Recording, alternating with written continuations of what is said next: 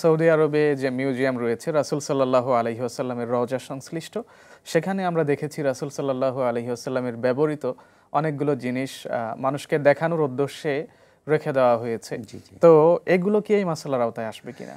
না, এটা মানে তো অবশ্যই এটা কোনো সমস্যা নেই, কারণ আল্লাহ রাসূল সাল্লাল্লাহু তাআলা আলাইহি ওয়াসাল্লাম তো অবশ্যই মানে জগতের জন্য রহমত। সকলের জন্য রহমত এবং সকলের জন্য অনুপ্রেরণা, সকলের জন্য স্মৃতি।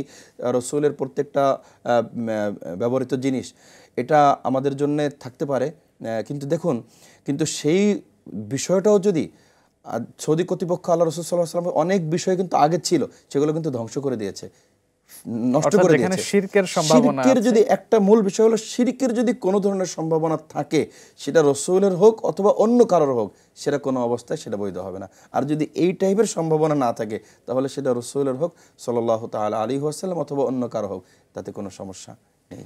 মোহতারাম, আমরা দেখতে পাচ্ছি নয়ন ফেরদৌসি প্রশ্ন পাঠিয়েছেন, নামাজের শেষ বৈঠকে সালাম ফিরানোর পূর্বে দোয়া ইউনুস পড়া যাবে কিনা?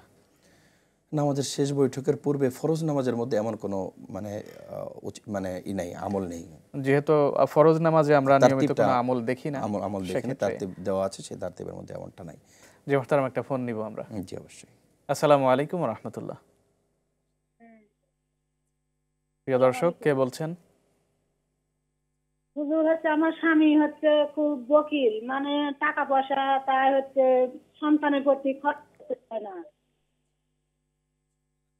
জি ঠিক আছে, সাথেই থাকুন, আমরা পরামর্শ জানাবার। আমার স্বামী টাকা ব্যাংকে রাখার জন্য দিয়েছে, কিন্তু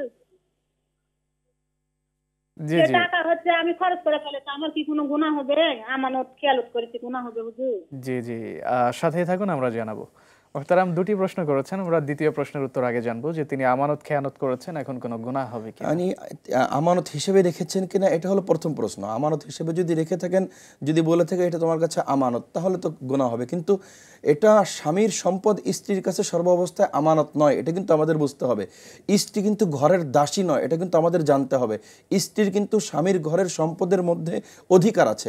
আমরা অনেক স্বামী এমন রয়েছে, ঘরের স্ত্রী যদি তার সম্পদের কিছু অংশ খরচ করে ফেলে, সে রেগে অস্থির হয়ে যায়। এটা কিন্তু একেবারেই উচিত নয়। স্বামীর একথা মনে করার কোনো সুযোগ নেই, তার সব সম্পদ শুধু তার জন্যে, তার পিতামাতার জন্যে, এটা কিন্তু সুযোগ নেই। বরং স্বামীর সম্পদের অধিকার যেমনিভাবে তার আছে, তার পিতামাতার আছে, তার সন্তানের আছে, তার স্ত্রীরও কিন্তু আছে। প্রত্যেকটা স্বামীর উচিত স্ত্রীকে তার স্বেচ্ছায় খরচের জন্যে তাকে উন্মুক্তভাবে কিছু সম্পদ, কিছু টাকা পয়সা তাকে দেওয়া।